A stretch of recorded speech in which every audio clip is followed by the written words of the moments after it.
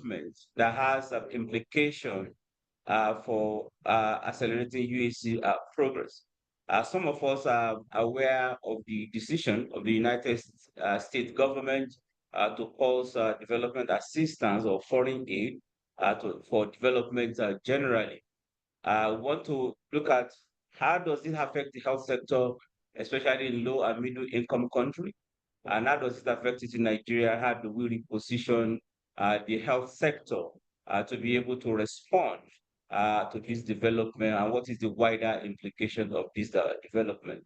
To do justice to this conversation, we have eminent personalities and erudite speakers that will share their wealth of experience and recommendation in terms of how the low and middle income country can reposition their health financing landscape.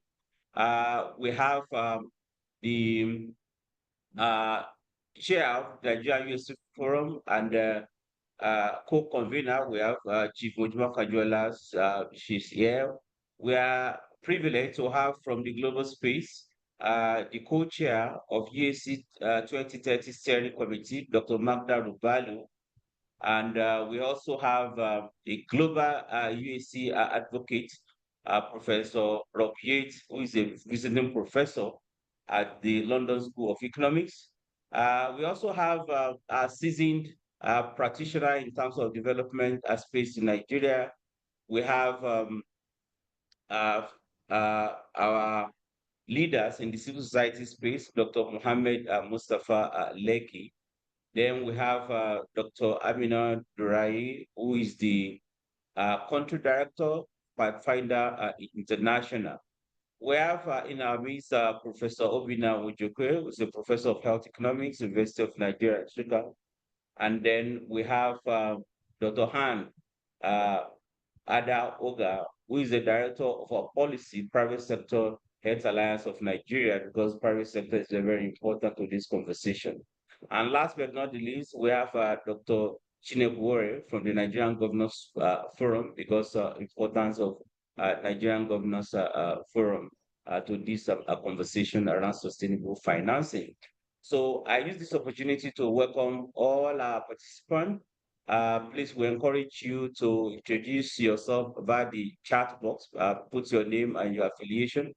And please, if you have questions or contribution, please use the chat box again to share your thoughts and share questions as well. So on this note, I'll hand over to Chief Mojima Kajuela, who is the chair of Nigerian USC Forum, at the same time, executive director at International Society of Media and Public Health, to give us a welcome address. Chief Mojima Kajuela, over to you.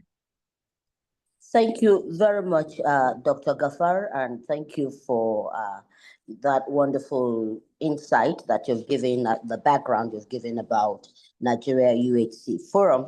A very good afternoon, if it's afternoon where you are, or morning. I'm very excited for this conversation that we go on today, which I'm sure will stimulate a lot of other things within the space of what we have today. So quickly, I'll go to my address, which I have carefully crafted. I do hope that it resonates in your heart and in what you do as we move on. I read my speech. The Donald Trump's shocker for the funded world came out of an unexpected curve, so to say. Those who know better saw it coming with only the timing unknown and probably precipitated by President Trump's executive order of the 24th January. The whole world is in a mixture of frustration, Ferrari, and aghast as assistance, say, of the USAID funding is cut off. Lives as essential, peace of mind, and jobs have been affected, regardless of the insignificance of the percentage of global aids of a meager 1% of the American budget. Americans in the mainline welcome the move because it is his trump card and a fulfillment of his electoral promise to them. It might prove ineffective in the long term, but it has seriously disrupted millions of lives globally. Some social enterprise within the non-governmental organization world have had to cut 40, 70, and 80 percentage and even outright 100% shut down, leading to massive losses of assistance funding, jobs, and family livelihoods. Ancillary and supporting services have also been hugely affected, especially in the logistics, medical, pharma, in these health space and sector, whose losses are quantifiably right now. However, no matter how cruel it sounds, it is a welcome tough move. African countries, including Africa's most populous country, potentially the wealthiest and economically largest, Nigeria, is in this mix. Our basic healthcare activities, which should normally fall within the square purview of government and its apparatus, we have always, have low budgets for health, even in spite of Abuja 12 plus, to which we are signatory, which stipulates at least 15% for health. Even with our 5 to 6% budget for health, we have sometimes had the history of, misappropriation, overinflating and padding our budgets with huge amounts, carted away in individual accounts with little value delivered, while our citizenry languish in a lap of poverty. We suffer multi-dimensional intergenerational poverty for that and other reasons. This in spite of all some laudable interventions that have been made. Nigerian investment in health, infrastructure, and other government projects are sometimes so notorious for delivering very little value as a result of this, sometimes as low as 5% value delivered. By comparison, it is an open secret. Please check on the web. We can change this narrative and deliver better value, even within the context of what we have as resources. President Trump's declaration, I would say, and loudly too, should serve as a wake up call to squarely grab our fate and future in our hands. We cannot leave others to mind our business of life by placing the well being of our entire nation and its population in the hands of foreign, no matter how well meant donors. Even though we have had several calls, hints, and declaration of donor fatigues, we have, like the proverbial ostrich that buries its head in the sand, refused to address the salient matter. Distinguished panelists, distinguished Nigerians, we must own our future, and it must squarely be in our hands within our purview. There is therefore a very urgent need for less costly alternatives, such as complementary and alternative medicines, that, things that we really can do for ourselves by ourselves and it is sustainable. It has become an imperative to think in and out of our box in our nation's health ecosystem and the issues bedeviling it. Significant budgetary allocation and judicious utilization is the only way forward. And I think that I must give kudos to the present health administrator in Nigeria. They're trying to do that. Transparency, integrity, and accountability working together. This has to be institutionalized. Therefore, what we can do is to begin to equitably plan our future inclusively so that we will not be bluffed as beggars. We have huge economic and health challenges that we can, with determination, pull resources cost effectively for and come out on top with judicious spending. We can innovatively pull resources. After all, how much is the ultimate amount of the large foreign aid money that come in? Some say about 40% of outflows from donors. Well, we can still question this because we can still do a lot of analysis on this so that we know. The majority of it is in wages and supervisory fees.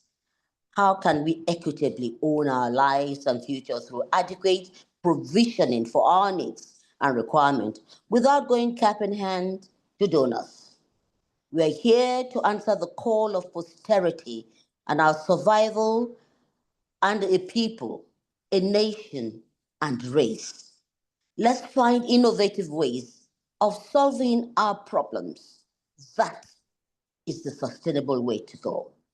I thank you all for this opportunity, and we must all be candid today on this platform.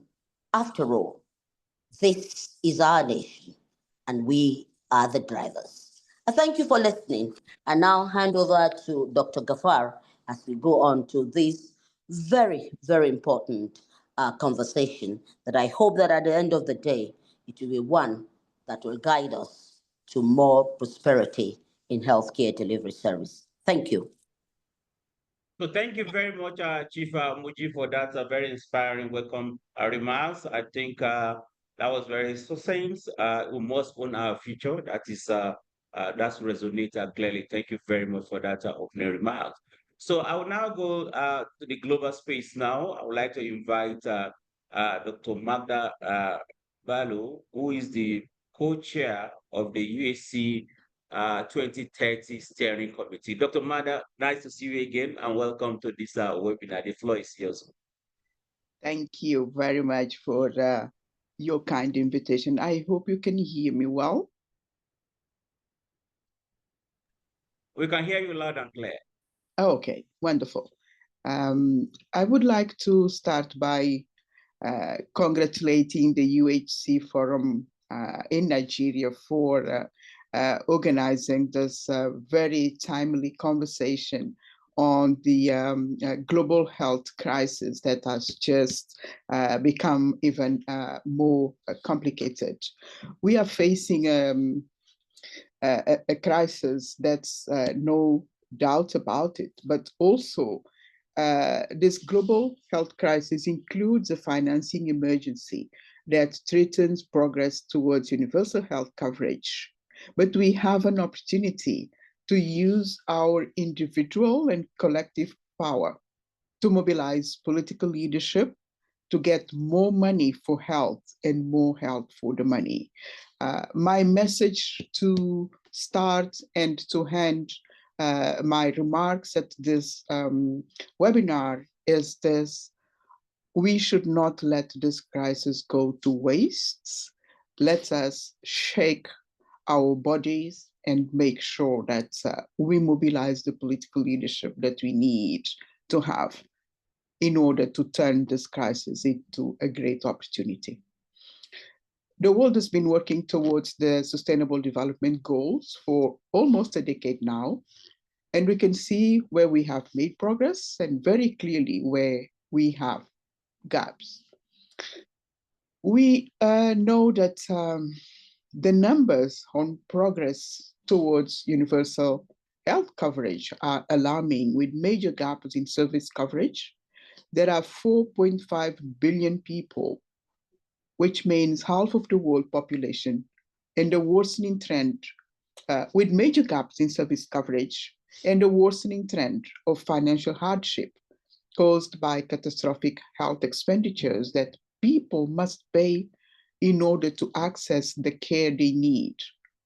2 billion people, or a quarter of the world population, find itself in this situation.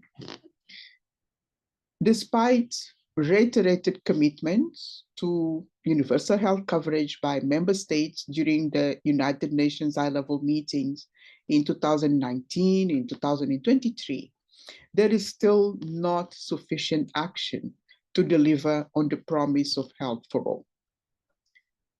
In low and middle income countries, out-of-pocket expenses remain the primary funding source for health, despite rising government spending in this area. We know that countries are facing major fiscal constraints in the aftermath of the double health and economic crisis resulting from COVID-19, and compounded by the growing debt burden, which sometimes debt service payments outweigh spending needs in social sectors. Most donor countries have announced major cuts in the overall aid budgets, which is not something that happened yesterday. We have been hearing these messages for quite a long time. The prospects for future improvements are grim. Many low and middle income countries in particular have struggled to return to pre-COVID economic growth and government spending trajectories. Almost half of the low and middle income countries, the health share of general government spending in 2022 fell below the pre-COVID-19 levels of 2019 after record spending on public health in 2021. I would say most of the donor countries have announced major cuts in their overall aid budgets.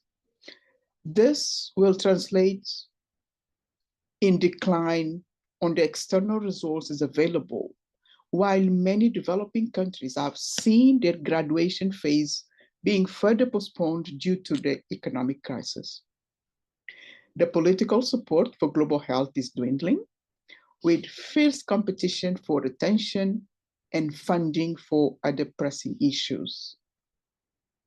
That is pandemic prevention, preparedness and response, food insecurity, conflicts, humanitarian crisis, migration, climate change, you name it. The current tensions on the global health stage, which have been exacerbated by the announcements and the executive orders made by the current United States administration and other announcements that divert attention and resources away from national health systems, with numerous examples of donors prioritizing investment in vertical approaches, accompanied with a high demand for short-term results and accountability frameworks, turned towards the donor rather than national governments. This is not well suited to incentivize health system strengthening measures that require long-term investments, building institutions and human resource capacity. We believe that the world needs novel strategies to enhance the effectiveness of aid in leveraging domestic financing and strengthening health system institutions. Allow me, before I conclude, to commend Nigeria for leading by example with the President's National Health Sector Renewal Investment Initiative, which was announced at UHC Day last year, with the coordinating Minister of Health and Social Welfare demonstrating leadership in taking this initiative forward and a genuine determination to be accountable to the Nigerian people. We still need to see decisive action to be sustained in order to Nigeria to be leading on this front and be a stellar example, not only in West Africa, but continent-wide and in the world for other low and middle income countries to emulate this example coming from Nigeria. I would like to conclude my remarks saying that we, and repeating, I should say, we should not let a crisis go to waste. We need responsible leadership. We need commitment and decisive action, including from civil society. And I would commend you, the UHC Forum Nigeria, for bringing this issue to the attention of not only Nigerians, but the world at large, and decisively moving towards making sure that Africa takes its health sovereignty on its hands, and that we come up with novel strategies to enhance the effectiveness of aid in leveraging domestic financing and strengthening health system institutions. We need leadership and decisive action. Thank you very much for having me. Thank you very much, Dr. Mada, for that very, very powerful and words of inspiration. That is highly appreciated. I think this is the second time we are getting information around that. Don't let the crisis go to waste. The last time we had was during COVID, but I totally agree with you. We should not allow this crisis to go to waste. We should learn something from it and do things differently. Thank you very much for joining us. For the benefit of the audience, I will just listen to Dr. Magda Ruvalo, who is the chair, steering committee for EAC 2030. Thank you very much for joining us. Thank you today. So we'll be with somebody who is also a global advocate when it comes to universal health coverage issue. Permit me to invite Professor Rob Yates, who is a visiting professor at London School of Economics. Professor Rob Yates, thank you very much for joining us this afternoon. I would like to find out from you, what is the impact of this pause on the foreign aid from the United States government? How does it affect the health sector in the low and middle income countries? Perhaps more importantly, what lessons are we learning? What does it mean for sustainable financing? Over to you, Rob. Thanks very much indeed, Gafar, and absolutely a pleasure to join you again from the LSE. Previously, when I've engaged with you in Nigeria, I was at Chatham House, but I moved to the LSE in the autumn. I think Chief Moji said, how important it is to have sort of be quite candid at the moment about the situation, and particularly looking at the political transformation in the United States and the overall aid architecture. And I think that we are seeing profound changes at the moment, and there are going to be major impacts on global health financing. And so maybe the first part of my introduction might sound sort of quite pessimistic and doom laden, but I'm an eternal optimist. So I'd like to again come back to this idea of never waste a good crisis. And my goodness, we are in a crisis at the moment.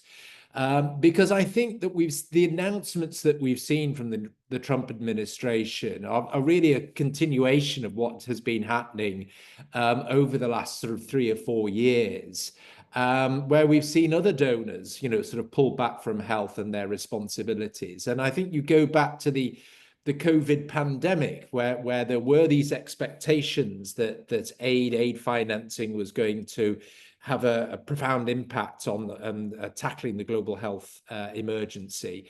And really the performance of our countries, and I include the United Kingdom in this, I think was absolutely lamentable. And, that we really let developing countries down. We did that on 3 fronts, really, that we stockpiled lots of the vaccines and commodities, depriving them from countries around the world.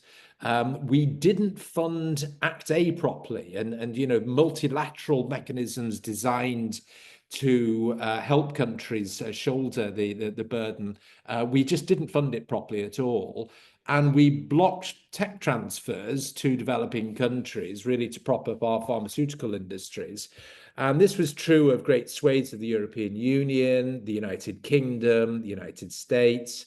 And in the midst of this as well, you saw some organizations, AusAid went, the Australians stopped their aid separate program. The Johnson administration here got rid of the Department for International Development and cut health financing. And now we've seen the Trump administration sort of pulling out of WHO, basically shutting down USAID over the weekend. I mean, it was quite astonishing, the speed with which Elon Musk in particular is operating to shut down USAID, and commiserations to any of you working on USAID funded projects. And there may even be some USAID staffers watching at the moment. And my heart goes out to you. I mean, it's a brutal business. But this is the world we're living in at the moment. And dare I say, I think on the international aid financing, it's only going to get worse. And in many respects, the party's over, really. That we saw, a period of about sort of 10, 20 years ago, the transitions from the MDGs to the SDGs, the money coming through the Global Fund and these multilateral organizations. And it was quite significant amounts of funding. But that funding is in free fall now. And I just do not see it being filled by more left-leaning governments like the UK government, for example. The UK isn't going to ride to the rescue as USAID pulls its funds. And of course, this has happened at a time when the need from countries like Nigeria has grown and grown. You're now a population of 220, 230 million people. So aid financing is having a less of a role anyway. And I think in many respects, looking ahead, we really should be thinking that financing UHC in Nigeria is not going to be achieved through aid financing at all. And to a large extent, you can eliminate it from your calculations. It's almost getting, to that level now. Now, that's not to undermine the great work that people are still trying to do through the Global Fund and Gavi and organizations like that. But just looking at the numbers, the funding isn't going to make that much difference, really, is it? So that is the world we're living in at the moment, and we can all sort of throw our hands up and say that our governments shouldn't be behaving like this and how terrible it is what Trump's doing. But, he's very, very powerful, and that's what he's going to do, and we can't really stop him. So that's the miserable part. The more optimistic part is that this is really must focus minds, and, this is an opportunity to be grasped. And I've been saying this in my interactions in Nigeria over the last 10 years anyway. The key to UHC is domestic public financing. And there are so many examples of countries throughout history who have, launched massive publicly financed UHC reforms in the midst of crises and after crises, after wars, after economic collapses, after public health emergencies. And dare I say it, what it takes is political commitment right from the top of government. And by that, I mean the head of state or state governors who really recognize how important health is to their people, to their populations, to their electorates who vote them into power. So I would say that this is a great opportunity for progressive political leaders in Nigeria to step up and say, look, the West, the Americans, the British have abandoned us. We're going to have to do this ourselves. And there are, countries, low middle income countries that have done this in the last 20, 30 years that we all celebrate as great UHC successes. One thinks of Thailand after the Asian financial crash. And it's interesting that typically countries in launching big UHC reforms have found roughly in the order of 1% of GDP is what you need to kickstart your UHC reforms. I'm not saying that's adequate in the long run, but to be able to sort of set up a system whereby everyone in society gets access to a basic package of services, typically it takes about 1% of GDP, which is not a ridiculous sum of money. And that if there is the political commitment, to fight wars and to tackle even things like COVID, you can find those types of sums of money. And I think, that opportunity is open in Nigeria now. I should emphasize, and I keep emphasizing, it's all about public financing. I think, expecting people to pay out of pocket is a terrible way to finance a health system. And I must say that contributory health insurance, where you have the majority of the population in the informal sector, just won't work either. And so I must admit I'm skeptical about the potential of taking insurance contributions off the informal sector will get you there. But finding 1% of, let's call it, sort of tax financing basically, is achievable and doable. And it's going to be very interesting. Are there going to be political leaders in Nigeria who are going to step up and do that? That can be done at a national level by the president or maybe the next president. But also, I would suggest that this could be a great opportunity for a progressive governor. Maybe a state with additional resources to say, we are going to be the UHC leader in Nigeria, and we're going to bring free publicly financed healthcare to our population, and this being a springboard potentially to greater electoral success and maybe becoming president. And just finish with one good example of that. In Indonesia, this is a card given to me by the then governor of Jakarta in 2012 when he launched universal free healthcare in the province of Jakarta. It was massively successful. He spent about 1% of GDP to do it. He won the presidential election. He's just finished his second term. He's treated as a national hero. Who knows? There may be someone in Nigeria who could do that. And if we can help them, we'd be absolutely delighted to do so. Thank you, Gafar.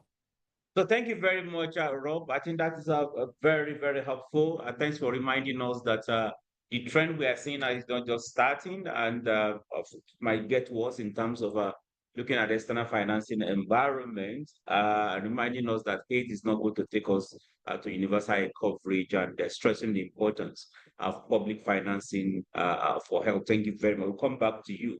Let me go to Dr. Amina. Dr. Amina Durai, you are very, very seasoned and experienced program person that has implemented system strengthening and service delivery program. You know very well that there is a way you design and implement donor program that can either discourage government funding, or you do it and that's just adding to it. But at the same time, there's a way you can do it that you can catalyze domestic financing. From your wealth of experience, how do we ensure when we design donor program, we design it strategically to ensure that it catalyzes public financing? What experience would you like to share? Dr. Amina, over to you. Thank you very much, Dr. Gafar, and thank you for having me at this very, very timely and important webinar. And I think this question is very important, and I would like to kind of agree with all the speakers that have spoken before me. It's an unprecedented time that we need to think out of the box, as everyone says. As I said earlier, this question about donor-funded programs is important because we need to think of how we would work towards implementing programs that are sustainable from the onset. And this is one of the basic principles of public health and development, that is to aim for continuity of programs such that when the finite and time-bound donor resources decline, just like now, the community and country that we serve needs to sustain these programs because they're actually life-saving and important programs. So I think, first of all, in the design phase, donor-funded programs need to ensure that whatever support is provided is actually aligned with the national and subnational policies, with the plans, and with any initiative that is ongoing. Any organization that wants to succeed cannot just come with their own ideas or plans on implementing them based on what they think is a priority for the country, but what the country that is being supported has identified as their own priority. So in other words, programs should be designed based on felt needs, that is the needs that the country perceives and expresses as their own importance issues, rather than imposing needs or solutions based on either external assumptions or priorities that may not align with their own lived experiences. And then secondly, we all know that donor-funded programs are complementary. They're not actually the main programs. We have programs that the countries also implement by themselves. So these donor-funded programs should actually aim at facilitating attainment of the country's development objectives. So they are facilitators. And to ensure continuity and sustainability beyond the funding, life cycle of these programs, we must infuse building capacity for these interventions, so that at least we focus on technical assistance, strengthening government institutions, government systems, including those that are responsible for financing, as it were, because of this discussion today, service delivery institutions, and also monitoring systems that track progress, and identify impact. And while doing that, we need to use locally relevant indicators as well. Another thing is actually building strong partnerships and also engaging with the right stakeholders from the outset. It is very important from design to implementation. And these strategies that we can use, they're very, numerous and have been tested. And most of them are participatory, where organizations can work closely with these relevant stakeholders, including government officials and other critical stakeholders throughout the period of implementation. partnership with civil society organizations, the media, the private sector, and all community stakeholders, including academia, let me not also forget them, is necessary to advocate for policy changes. Lawmakers are also very important, and these lawmakers at all levels, including at the subnational level, because they develop and implement legislation that supports domestic financing for sustainability of programs. But prior to even engaging the stakeholders, there's need to do a robust environmental scan and stakeholder mapping to identify these decision makers, the influencers, the gatekeepers, those people that are not written on the board, but they are the ones that influence, community actions, they influence government actions. These people should actually have a good understanding of whatever donor-funded program that we want to bring into the country or support the country with. And it should also be aligned with how it fits the country's priorities, as I mentioned earlier, the model, the impact, what kind of impact do we envisage? As we say in Nigeria, there are some stakeholders that need to give their blessings, if I may say, to ensure success, to ensure ownership, and also sustainability. But you also touched on the issue of how we can promote domestic financing for health. And Professor Robert Yates has talked a lot about it, but we all know that in most cases, donor-funded programs also require policy adaptations because for them to be sustainable, even when they are not there anymore, we need some policy reviews or even shifts in guidelines or allocation of resources and even ways of doing business. So I would recommend something that we have tried in a couple of activities, which is the SMART advocacy approach, which is a collaborative process, that brings together advocates and allies from different backgrounds, not only from the health sector, to create change and sustain progress. So this SMART advocacy, it focuses on decision makers, it focuses on the specific people with the power to act on requests from well-prepared champions. It also prepares, advocates to anticipate what information, what insights will convince a decision maker to take any particular action to achieve goals. So I think for me, the SMART advocacy approach is practical, context specific. It always strengthens capacity of advocates in-house so that we have a crop of advocates that can continue to achieve, the goals of, the sector, in this case, the health sector, but also in, any other sector. The SMART approach is, for now, it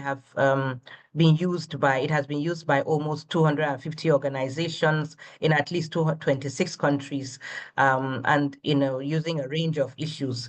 I must say it's transformational.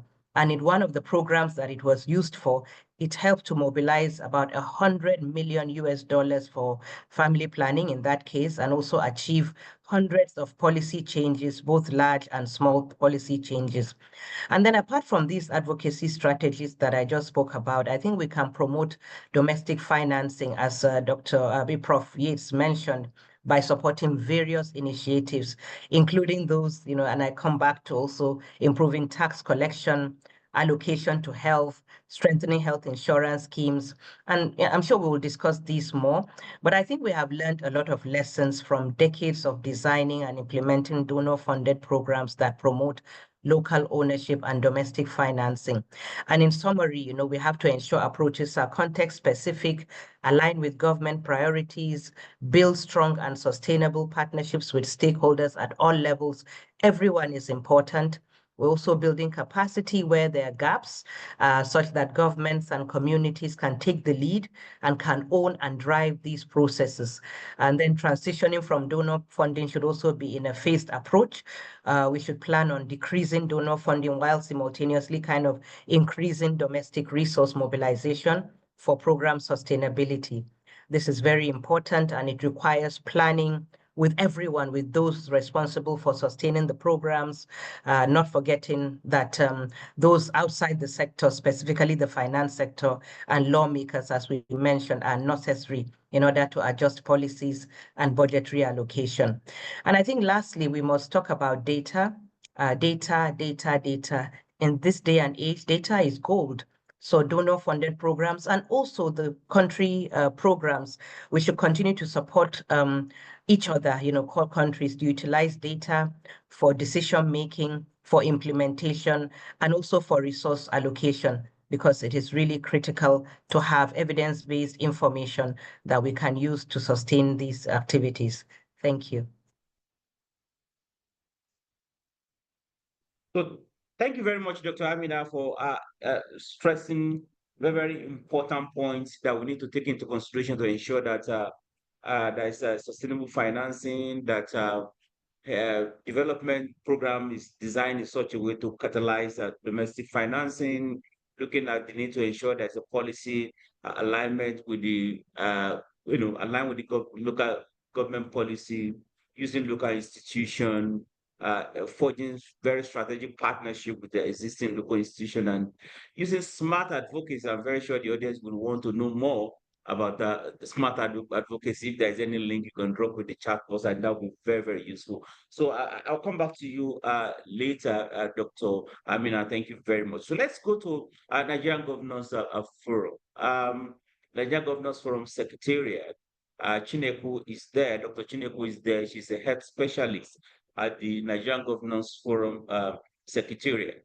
The Secretariat played a very important role in terms of providing policy advice to the Nigerian governors, that is, these governors in the country. So we want to hear from you. The health department has been doing a very great job in terms of engaging with the governors to shape policy direction in the health sector. So tell us what has worked in terms of what motivates Nigerian governors to spend more money on health. What have you learned? What should we build on? What should we do differently when it comes to engaging Nigerian governors to be able to spend, not only spend more, but spend well on health? Dr. Chineku, what have you learned? Okay, thank you very much, Dr. Gafar. Good afternoon, everyone. It's a pleasure to be here, and it's been an insightful conversation so far. What I'll be saying will not be so different from what the previous speakers have said, because they have hit the nail on the head largely. So at the Nigeria Governors Forum, just for the benefit of the people that do not know what we do as a secretariat, primarily we are the technical and administrative arm of the forum, and the forum comprises the 36 elected governors. So as a technical and administrative arm, we help them to set their priorities and their agenda. We also try to keep them accountable to those commitments made in line with those priorities and agenda. So what have we been doing with regards to health financing and universal health coverage? This announcement from USAID and from the US, Trump and all that is something that has been on the horizon coming. And like the co-chair said, we need to maximize this opportunity. So at the Secretariat, what we do basically is around advocacy, evidence-based advocacy. And for me, one of the things I would say has helped, or what has worked, is actually keeping state governors accountable. Like it's normally said, what isn't measured isn't done. So that is where it starts from.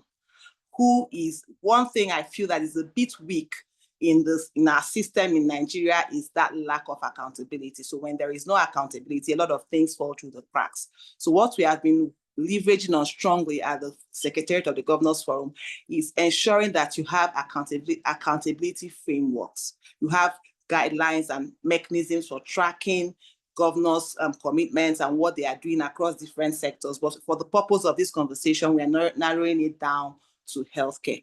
So we've come to understand that when, a lot of times we have different people coming to us, to Secretariat, and they all want to pitch to the governors about what they feel that the states need to do about healthcare. And the underlying request, the underlying ask is always about improved financing, increased budget for the different programs across the health space. But we realize that there is no evidence, as it were.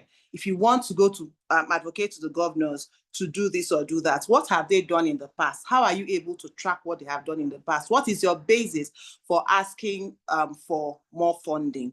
Yes, we know that we need more funds, more money for health.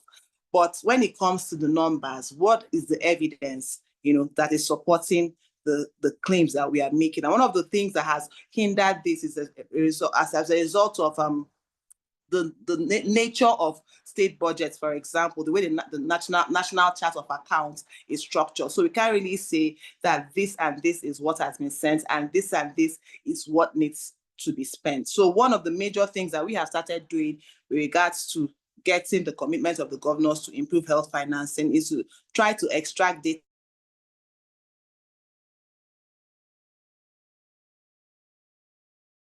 So that is one. And then we've also come to realize that peer pressure is something that really works well with the state governors. So we leverage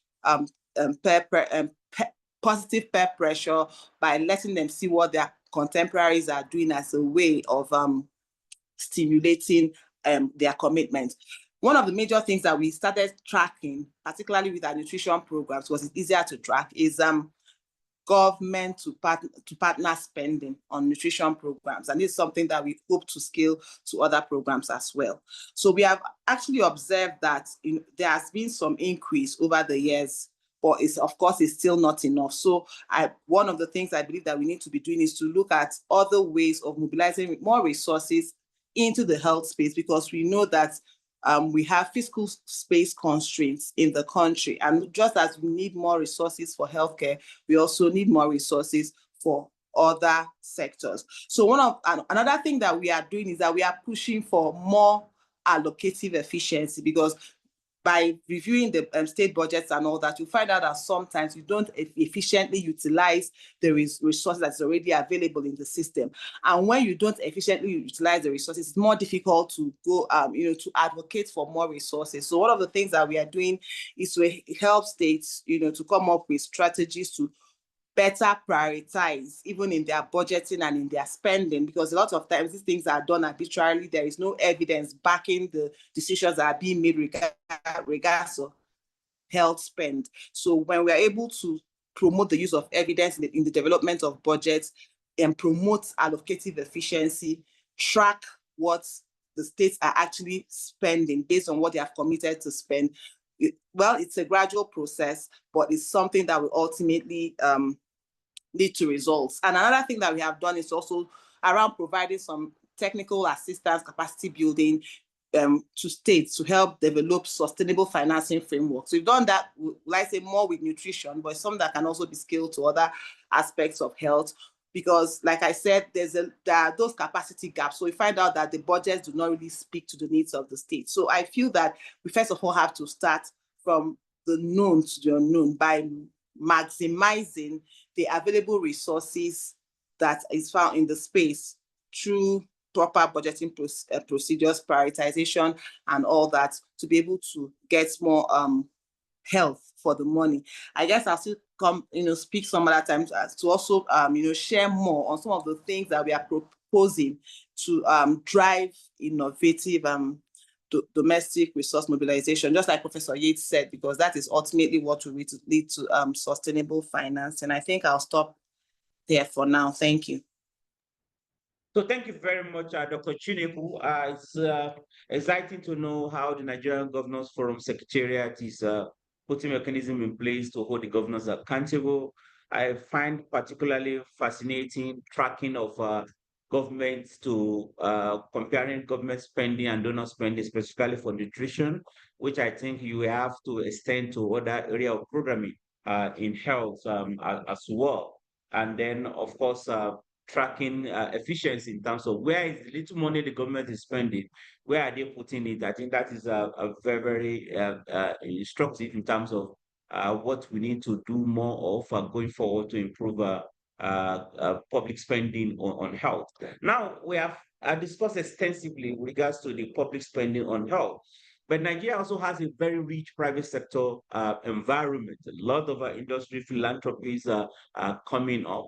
So we'd like to find out, there is a very, very important organization that is harnessing and aligning private resources towards advancing universal coverage in Nigeria. We have Private Sector Health Alliance, and we are highly privileged to have Dr. Han Hoga, who is the Director of Policy at Private Sector Health Alliance. So, Dr. Han, we want to find out from you, how is the private sector contributing to improving domestic financing for health in Nigeria? What has worked? What have we learned? What are those important lessons you would like to share so that we can harness those opportunities going forward? Dr. Han, welcome and thanks for joining this conversation. Thank you very much, Dr. Gafar, and I'm really privileged to be part of this very interesting, timely conversation, as I would say, where everyone is still grappling with the effects of government and the implication for the wider world. In Nigeria, the private sector has contributed significantly to improving health outcomes in Nigeria, but a lot of time and people working in silos. So while we're making a contribution, that synergy, is something that we are working together as PSHAN, which is actually the mandate of the Private Sector Health Alliance of Nigeria from the private sector, so that together that basket can be more impactful. Together we can demonstrate higher returns on how we're affecting Nigeria's health as a population. And so one of the key projects that we have, the Adopt a Health Facility project, where we're adopting one primary health care across Nigeria in the 774 local government areas of Nigeria using private sector resources. We're looking at 774, and how have we worked? We have worked through corporate organizations where organizations like MTN have adopted about 52 of those primary healthcare development, primary healthcare centers. We have also worked through high net worth individuals. So that example of financing is more like a philanthropic approach to sustainable healthcare financing, where we're bringing in resources completely from the private sector, but working with the government in area of ensuring quality implementation, ensuring that we're not duplicating efforts, and ensuring that we have the maximum efficiency for every single naira that has been invested. Another way that the private sector has supported government is through the public-private partnerships, where you have like joint ownership, either through build, operate, and transfer, or you have different people who are leasing different aspects, from government infrastructure to see how they can improve on those infrastructure and hand back, over to government. So in each of these models, they come with their unique advantages, and they also come with their difficulties.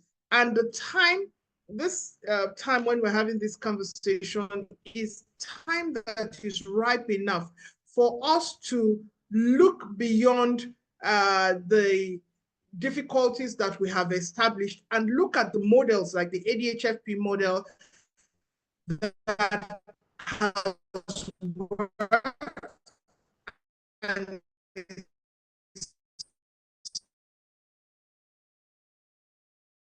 successfully working. We look at the lives over 120 billion responding to the pandemic when everyone didn't sources from to address a pandemic that we were ill prepared for. And so with those kind of successes, the playbooks exist. It's working through those mechanisms and using evidence-based smart advocacy to continue to ensure that we put the monies where the needs are the greatest and where we can demonstrate, the greatest impact.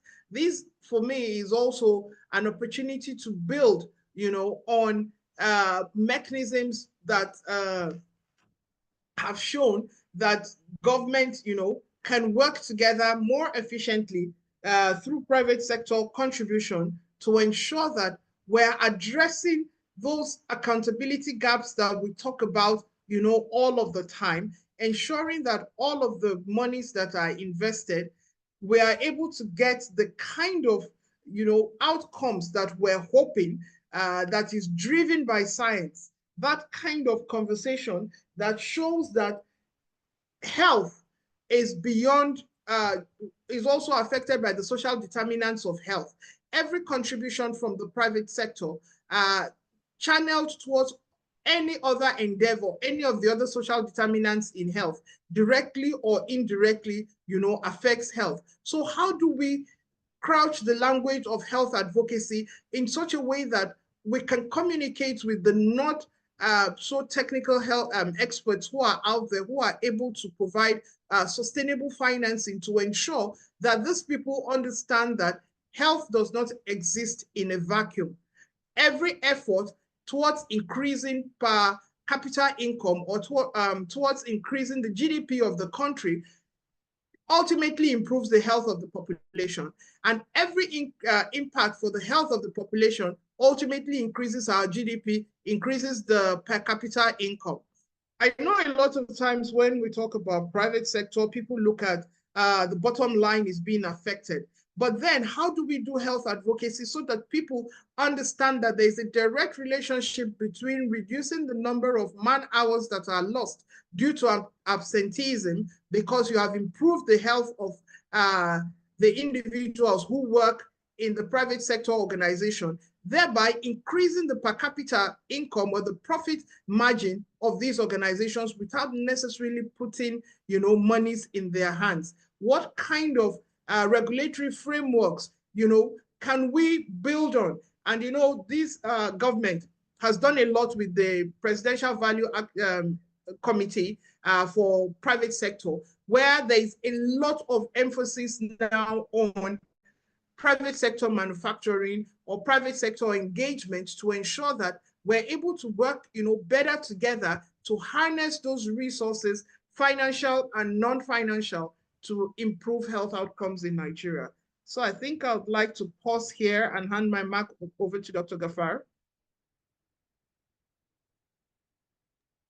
So thank you very much, Dr. Han, for enlightening us about different mechanisms for mobilizing resources from the private sector. So, of course, very creative initiative around, supporting one facility, local government, analyzing private sector and other models as well, and stressing the importance of communicating effectively to the non-health audience so that they understand the importance of investment and several other important things that you said. So, we have somebody in the house that is an advocate of improving efficiency in the health sector. He has done a lot of he has published a lot of work in that area. So we have Dr. Obinna Ojeke, Professor Obinna Ojeke. Prof. Obinna, are you there?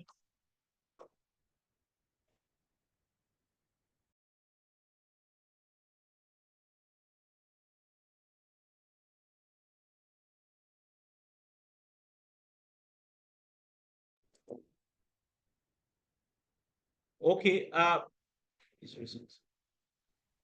I'm Prof, here. you have I wasn't able okay, to. okay, okay. Welcome, Prof. Thank you very much. So the question I would like to ask you now is that there's a new policy thrust in Nigeria around a sector-wide approach, which aims at integrating both donor and public financing. So I want to find out from you, do you think that policy trust as will enable us to improve efficiency of government financing? Are there gaps? What do you like to see done differently, Prof?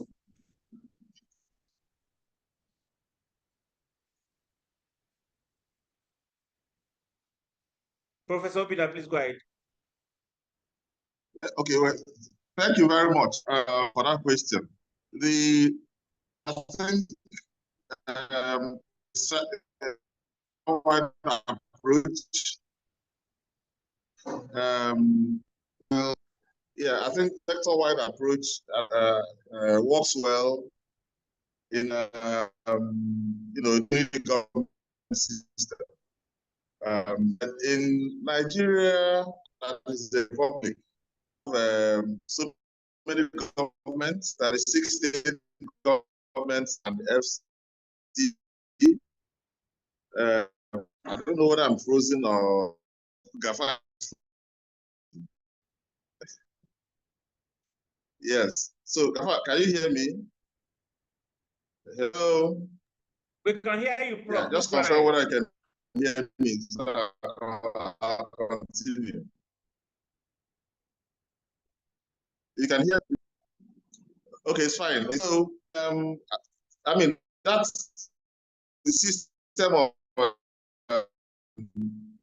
the stock works well in a unitary government, you know, where there's one government. But in a country like Nigeria, where government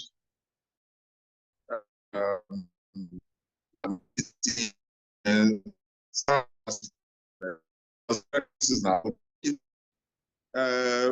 system. The administrative parts, you know, the legal procedures. So how do you centralize this? Work better. It will be like each state having its own swamp, as it, you know. So, you know, so from the state and then sending the form again back to the state. You know, a lot of leakages and inefficiency. Convinced that the swap we have is another issue. You know, utilizing the pooling of funds as if you have right.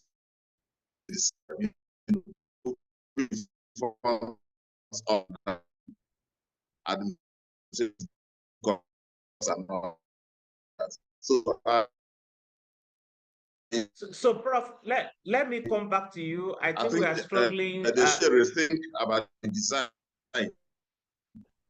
And decide, you know,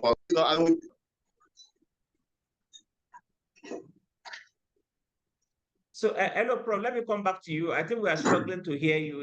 Your internet is a bit weak. We'll come back to you. I suggest probably use a stronger internet, Prof. I'll come back to you, okay. Prof. So, okay, sir. So let me go to okay, sir. So let me quickly go to Dr. Lekki from the Civil Society angle. Dr. Lekki is the chair, Sector Reform Coalition. So we want to find out from Dr. Lekki, what is the civil society doing to ensure that we achieve sustainable financing for health? What have we learned in terms of civil society engagement? How do we, what do we need to do differently? Dr. Lekki, are you there, sir? Yes, I'm here. Thank you very much. Can you hear me? Loud and clear. You may want to share your video as well, Dr. Lekki.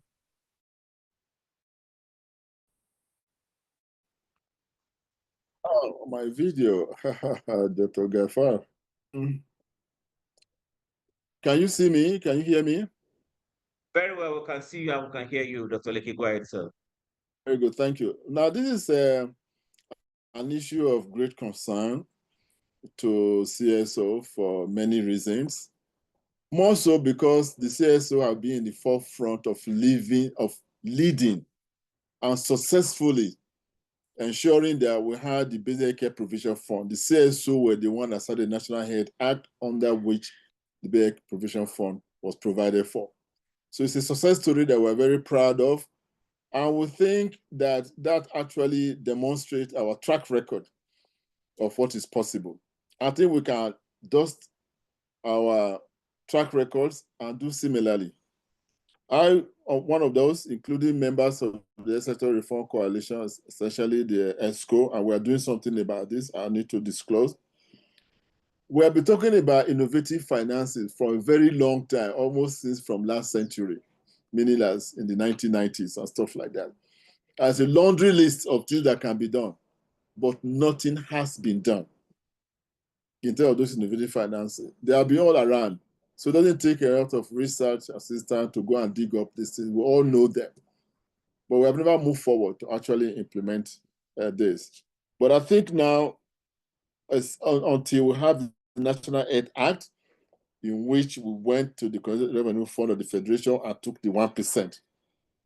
And everybody is seeing that now and is doing, it can be improved, can do better. It shows what can be done if we take those kinds of decisions. I think we can follow similarly. We have a landmark for Health Sector Reform Coalition with the CSO. There's a very important landmark study that was done by USAID on the potential to raise additional money, to meet our health needs. This is a study that we have looked at very carefully, and we feel that it holds a great deal of promise in moving forward. This is a study that was done by USAID Local Health Systems Sustainability Project. And it has to do with the issue of opportunity for earmarking additional revenue for health. Now, the good thing about this, and I think we can do it because we have done it before, is that it shows clearly the quantum sums of money that is available now that doesn't require additional new taxes. This is not about new taxes. Nobody wants to hear about new taxes. I personally don't want to hear about new taxes. We have enough issue with fuel issue. We have enough issue with electricity. We have enough issues growing. So everybody is, running out of their pocket empty. This is not about new taxes. This is about existing revenue that is being collected, has been collected almost historically, that we think we can use. And I think there's a lot of room for legislation in this regard. From this study, there's a discussion as to whether or not we can increase the basic healthcare provision from 1% to 2%. That's just doubling it, which will give us additional 64 billion. But I will not go that route because it might take a lot of going back to redo the law and all that. That is not an easy thing. That will just take forever. It will take the entire life of this particular administration. So I wouldn't want to go that way. But there are others. You have the alcohol tax. From these studies, the revenue currently being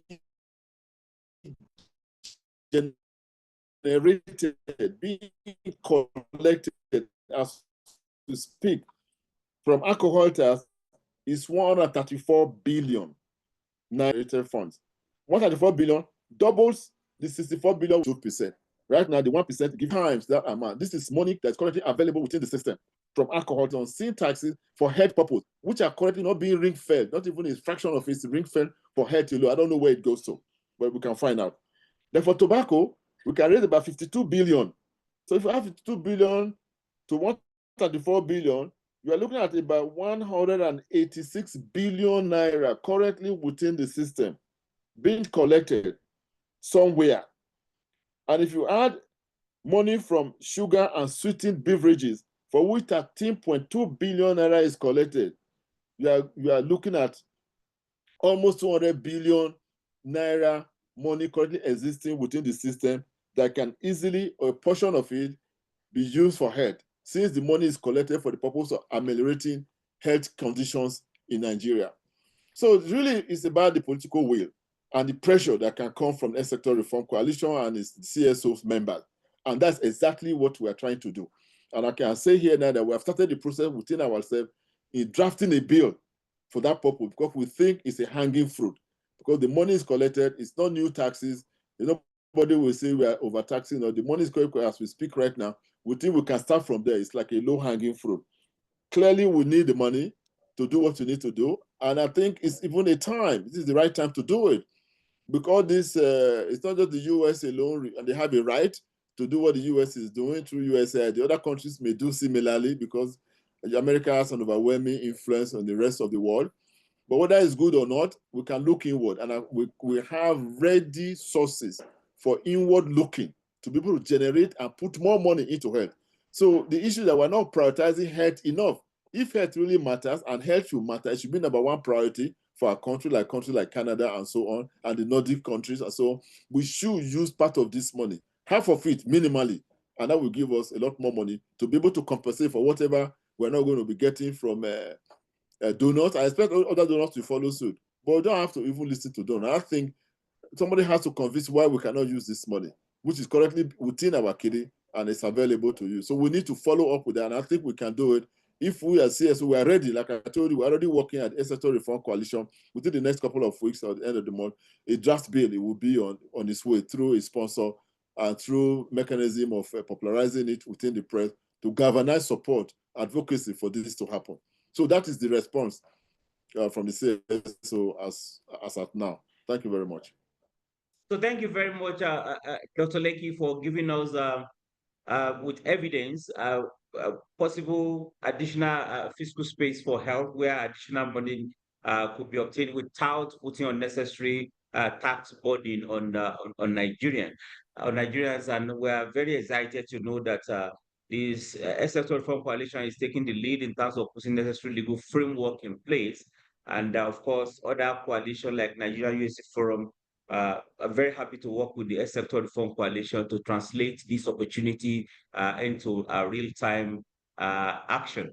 So, and I like the child-friendly approach there too. Thank you very much, Dr. Lekki. So I'll come back to you. I think great input with evidence, with data in terms of where additional money can come from. Let me quickly go back to Rob, if Rob is still there. So we have listened to other panelists, a lot of great suggestions in terms of what could be done, where additional money could come in, what we need to do differently. So I want to ask you this time around, what policy shifts would you like to see in a country like Nigeria to ensure we accelerate our UAC progress, to ensure that we harness all these opportunities that other speakers have spoken about?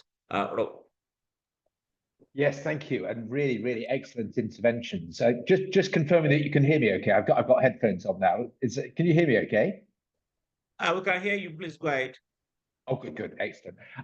So I think really that a lot of the speakers have nailed it. You know, it's really all about finding new ways, but maybe some, really exploring old ways as well of raising additional public financing, because really the key to UHC, as Gro Harlem Brundtland said at the UNGA, is about domestic public financing and replacing private voluntary financing, of which the worst type is out of pocket. But honestly, private insurance is a terrible, terrible way to finance a health system as well. You don't want to go the US route, or, which is also quite prevalent in South Africa as well. And we at LSE are working very closely with the South African government that's trying to socialize its health financing system. So it's all a matter of finding clever ways of raising domestic financing. And that's, of course, going to depend on your economy, what resources you have, the size of your formal sector, but also your natural resources as well. And I do think that countries like Nigeria, where a lot of the national wealth basically is from your oil revenues, that is the most obvious place to raise additional resources. And you have countries like Norway that finance its health system out of its oil resources. Botswana uses its diamond revenues very well as well. So I think that it's a matter of mixing old and new and finding the best way to raise taxes in a progressive way. But the world shows that people, they don't really like paying taxes, but they are prepared to pay their taxes if they get free health and education services. And that's the sort of the story behind the social contracts that fund health systems in Latin America and in Australasia and in Europe. And of course is what the South African government is planning to do with its NHI. Ultimately, that is the only way to finance UHC. And I think if Nigeria can make some big steps along that route, that will be a good thing. And I recognize the Basic Health Care Provision Fund, was about 1% of the consolidated budget. I think that, there's scope for doubling, if not trebling that. And that might seem like a lot of money, but that is a political choice. That is a choice that the government could make. So I don't think you should be too timid in asking for that sum of money, if not more, in my opinion. Thank you. So thank you very much, Rob. I think exploring that social contract is going to be very important for people to know that because the tax to GDP ratio in the country like Nigeria is very low, and if people know that I'm going to get help, they will be more encouraged to pay tax. Thank you very much. So let me quickly go to Dr. Amina. You spoke eloquently about how what on the side of the development partner, what we could do differently. Very great strategy you highlighted. But I want to hear from you as well. Shouldn't government do things differently? What should government do differently to ensure that we achieve sustainable financing for health? Dr. Amina. Thank you very much, Dr. Gafar, and thanks for all the wonderful examples that have been shared earlier, from these speakers. Most of what I would say would be really related to that as well, because, we know that the financing landscape is, is as much as we can think of. So in my view, to accelerate Nigeria's progress towards UHC, there's some key government policy shifts, that should focus on strategic interventions. And the good thing is that some of these interventions are already being done and have already started. One of the speakers spoke about significant increase in public spending. And, we all know about the 2001 Abuja Declaration, where all the AU member states or countries at that time pledged to allocate 15% of their annual budget to health. Unfortunately, and someone mentioned again that Nigeria is also far, far from achieving this target. But if we're serious about accelerating progress towards UHC, this is the first step that we should take. We also have to implement other policy shifts, to generate more domestic revenue for health. Sadly, some of these include, taxation policies, allocating these resources to the health sector. And as Dr. Lekki mentioned, we are already in a situation where so many people are economically disadvantaged. What we need to do is to earmark existing taxes to the health sector. For instance, we've been talking about earmarking taxes on specific goods like sugar sweetened beverages has been already mentioned. And these are lessons that we can learn. And many countries, including Zimbabwe, including Botswana, have even tried different mechanisms, and they have made significant progress in achieving, self-sufficiency in healthcare financing for public health programs. The example of Zimbabwe is that in 1999, they introduced the AIDS levy because at that time, they had a high prevalence of HIV/AIDS in the country. And when they recognized that it was so unsustainable to completely rely on donor funding for HIV treatment and prevention, just like what is happening now. And this levy was a dedicated 3% tax on individual and corporate income. And these funds that were generated served as kind of a long-term financing mechanism for HIV care managed by the National AIDS Council. Botswana, again, also made a strategic decision to use their own domestic resources to provide free HIV treatment to all its citizens, particularly focusing on women and children. And at that time, the country also had one of the highest prevalence of HIV/AIDS in the world. So despite it being a very small and relatively low income country, they prioritized healthcare in the country's national budget. And this is the kind of leadership that is required by all other countries to take, including Nigeria, to significantly make progress towards achieving universal health coverage. And I must add that, as mentioned by Dr. Lekki, tax reforms is rather a huge and delicate undertaking, and one that requires that governments need to gain the trust of their people. Citizens are already burdened. The economy is not smiling, as we say. Additional taxation will further shake the economic power of our people. But citizens need to be assured that even the existing pooled resources are allocated and efficiently utilized in a transparent manner. Governments across all levels, including the local governments, now that we have a local government autonomy, they should be accountable. And the impact of public spending has to be felt within communities. Me, you, everyone has to see that these funds that have been pulled from our income, existing income, are utilized for our own good. And this is where civil society is really important here. And Dr. Lekki mentioned a lot about it. They should be strengthened, they should be supported to track this progress, encourage citizens to adhere to these policies, and also hold governments accountable as much as possible. But another important initiative that we have discussed here is also the health insurance. For us, we are gradually, as Nigeria, improving coverage to the National Health Insurance Authority, but we need to escalate progress, prioritize expansion of this insurance to those that are at most risk in the population. So it means that we have to identify affordable plans to design, for low-income groups. And since we're a very diverse country, I think we should also ensure that the states themselves are empowered to tailor their health insurance schemes based on local needs. What is applicable in Lagos may not be applicable in Kano. We also have the Basic Healthcare Provision Fund that is available. It should be used to subsidize premiums for selected populations so that everyone across board they will have equity.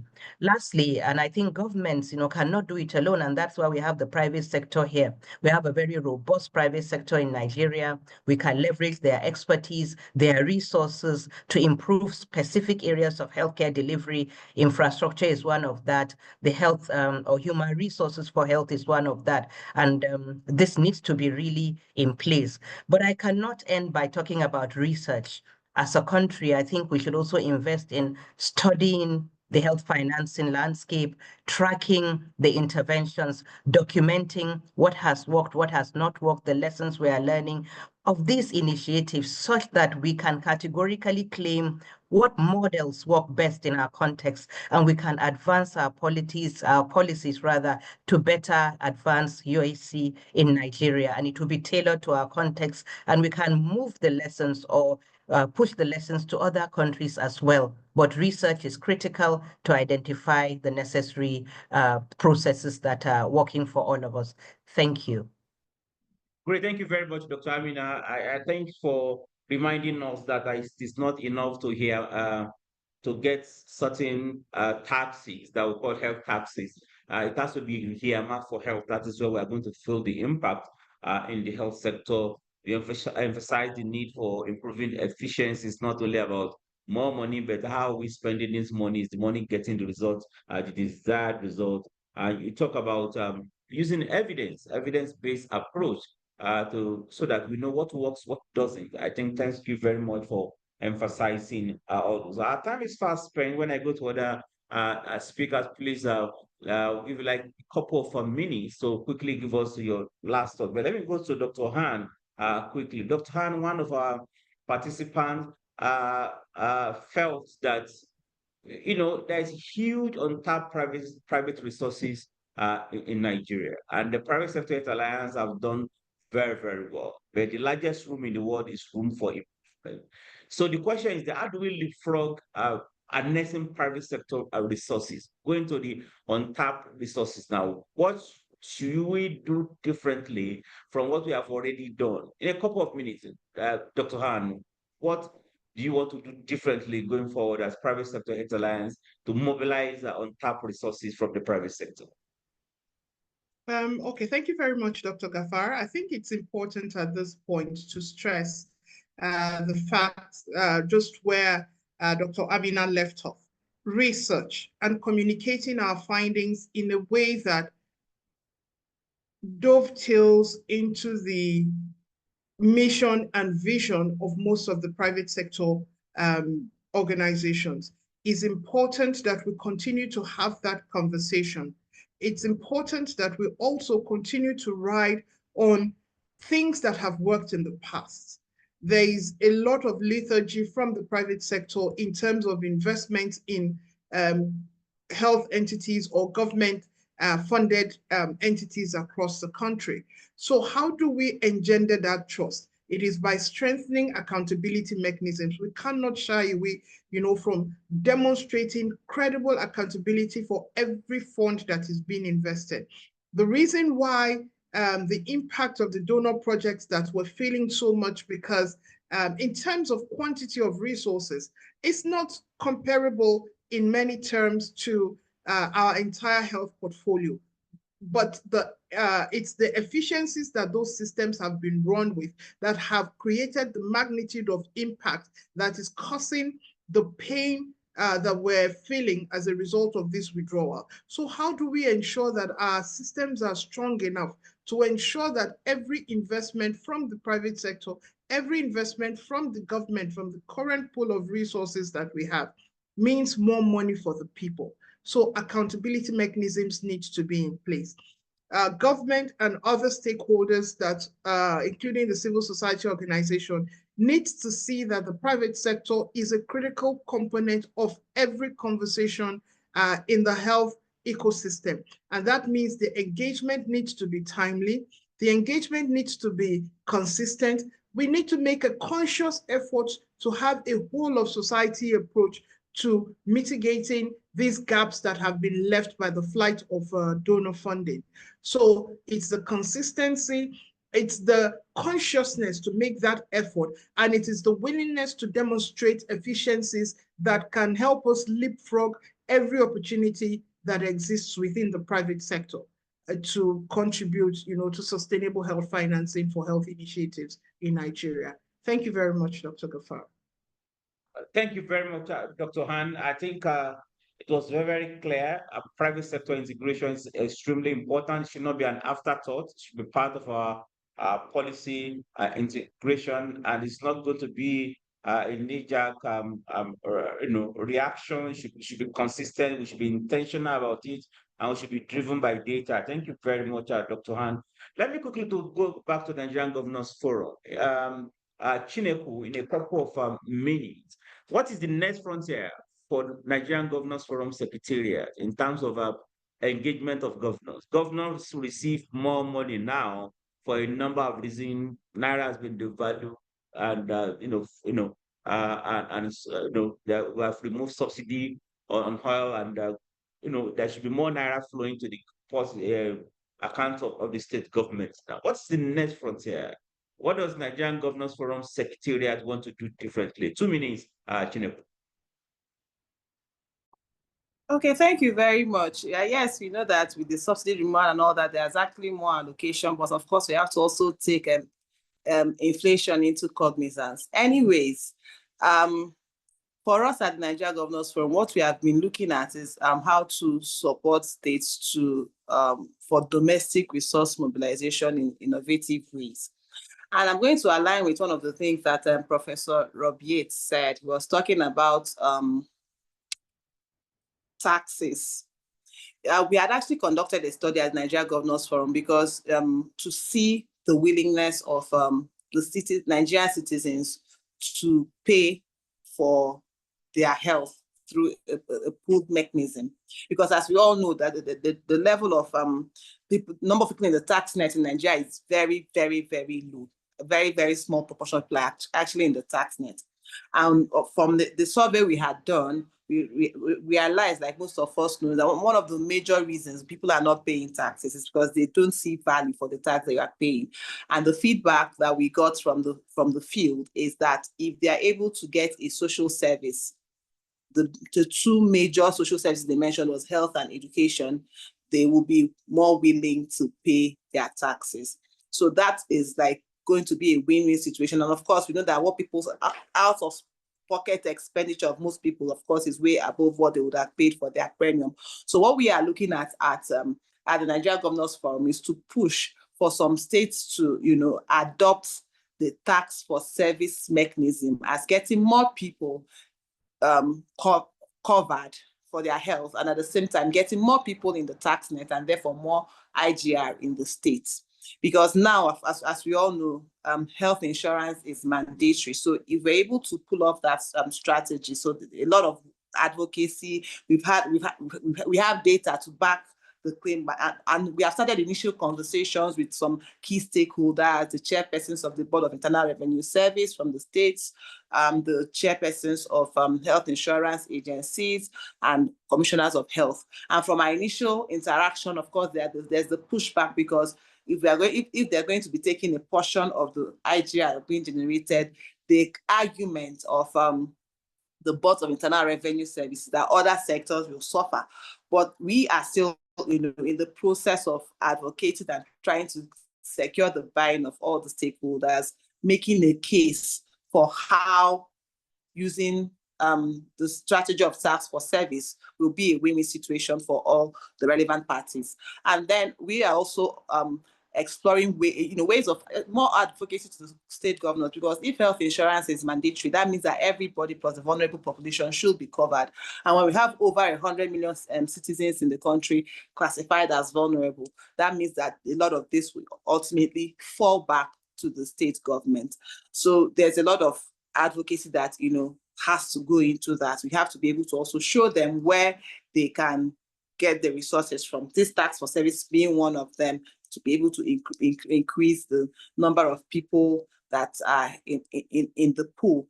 So like the co-chair said at the initial time, I think that this is a good opportunity, because with this announcement, everybody knows what is happening. So it is easier to engage with the stakeholders, to get them to see the need to pay more attention to ensure that the vulnerable population is covered in some way. And we still need to do a lot more to be able to drive the tax for service agenda. It's not something that we expect every state to adopt, but if we're able to get a couple of states to adopt it and we're able to show the results, I guess it will ultimately cascade to more states adopting it in the long run. So for me, it's around getting more people into the health insurance pool, using the tax for service strategy primarily for people in the informal sector who are currently not paying tax, and looking for exploring other ways, just like some of the examples that have already been mentioned, to get to cover the vulnerable population. So it's going to be a phased thing, because for a number of states, they already have it in their law that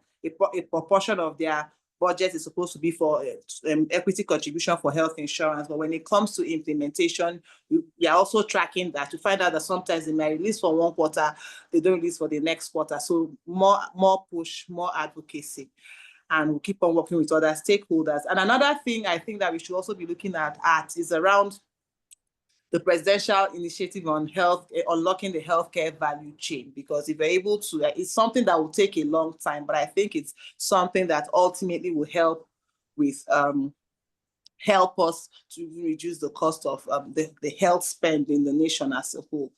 So I think I'll stop there for now. Thank you very much. Okay, thank you very much, Chideku. Thanks for giving us additional insight in terms of what Nigerian Governors Forum is doing, especially this issue of linking social services to the tax for service thing. Great work that you are doing, and then the need to encourage the governors to release the equity fund and spend more money on social health insurance scheme to be able to protect the poor and the vulnerable. I think that is going to be very, very important, of course, the issue of unlocking the value chain initiative of the government. So let me go to Dr. Lekki now for his last contribution on this conversation. So Dr. Lekki, you had Dr. Magda Rubalu, the co-chair of UAC 2023 steering committee, and she was very, very clear. We should not allow this crisis to go to waste, meaning we should see as an opportunity rather than a threat, sort of. So what is your advice, Dr. Lekki, if you are there, what is your advice for all the stakeholders in less than 2 minutes? What should all of us do differently going forward? Dr. Lekki. Thank you, Dr. Gafar. I believe we all need to start a movement. We need to join the movement, a CSO-led movement, which we have tried in the past, which was successful in getting us what we are now, in terms of the funds that we are now using, for the health sector financing. I think we need to get back to that. It's something that we can do very well. It simply needs a form of a movement to catalyze by CSOs and other stakeholders. Well, I think we need to do that. And also, I think not actually implementing the NHIS very effectively. They have the giftship program, which allows you for a minimal amount of money, maybe 15,000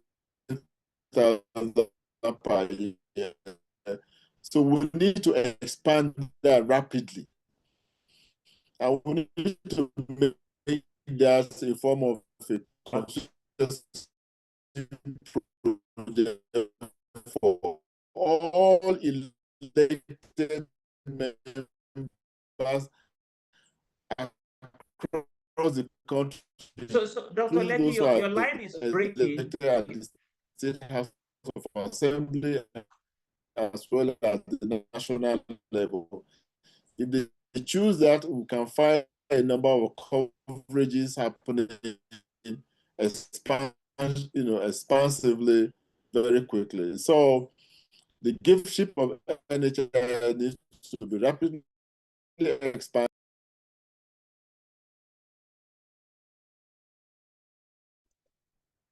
Okay, thank you very much, Dr. Lekki, for that contribution as well. We really appreciate all our speakers, and I appreciate all the participants as well. I think this is the most attended webinar of Nigerian USC Forum recent time. We have more than 150 people at points that actually attended this webinar. So I thank you all for these wonderful contributions from our chair, Nigerian USC Forum, to the co-chair of the USC 2030 Forum. Thanks for this wonderful contribution.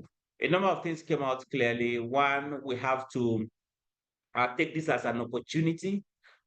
We should not allow this crisis to go to waste, meaning that we should take advantage of it to bring people together to see how we leverage on what we have known, very important insights shared by our speakers on a number of things we need to do differently. So we have to come together and see this as opportunity. Some of the speakers highlighted that what we are seeing today has been on for a while. It's just probably reaching the climax. Maybe it's not yet there. Maybe we should expect more of it to come. So we should not be surprised if a lot of donor agencies are following the path of what USA did. So we should do that as much as possible to ensure that we are well prepared. That is the most important thing.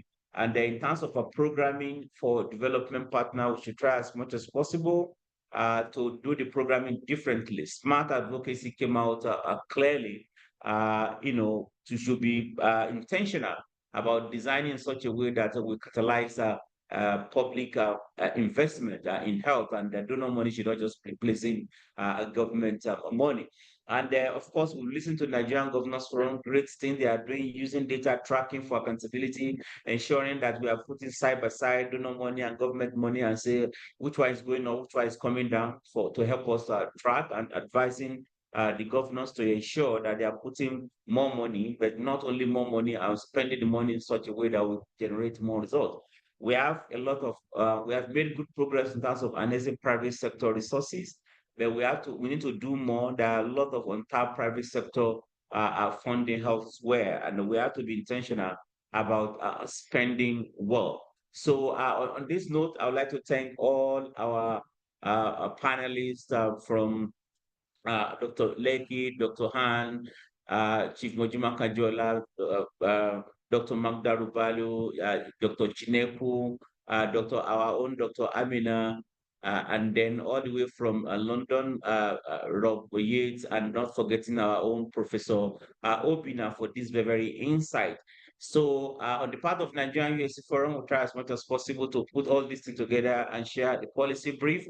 And like Dr. Lekki said, it's not going to be a one-off conversation. We have to ensure that we translate talk into action so that we'll be able to achieve sustainable financing that we are hoping for. So on this note, on behalf of Nigerian USC Forum, I thank all of us. I thank once again our speakers and the participants that actually stayed all through for more than 90 minutes with rapt attention, with contribution on the chat box as well. So on this note, we thank you all for joining, and We hope to see you next time we call this kind of a meeting.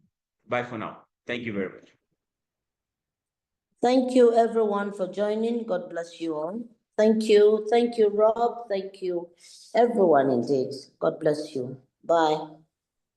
Thank you very much. Bye for now. Bye all. Bye. Bye. Thank you.